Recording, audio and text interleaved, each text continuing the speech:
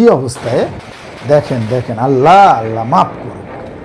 মানে কি বলবো, একটা বিপদের সাপোর্ট না করি, কিন্তু যে কাজটা ঘটলো, যে ভিডিওটা আমি দেখলাম, সত্যি এটা ভাবা যায়।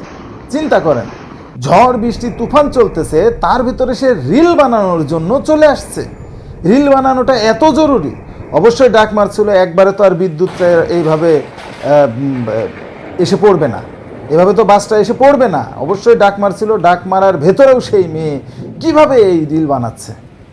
আল্লাহ হয়তো বাঁচিয়ে দিয়েছে, কারণ যেহেতু আঘাত পায়নি, কিন্তু যে পরিমাণে শব্দ অবশ্যই হয়েছে, কারণ কাছাকাছি যেহেতু বাসটা পড়েছে, একেবারেই দেখেন, এই মেয়েটা মারাও যেতে পারতো আজকে। আল্লাহ তার হয়তো হায়াত বাড়াইছে বলে সে হয়তো এখনও বেঁচে আছে, কিন্তু কানের কি অবস্থা আমি জানি না। আমার মনে হয় না যে তার কান ভালো আছে।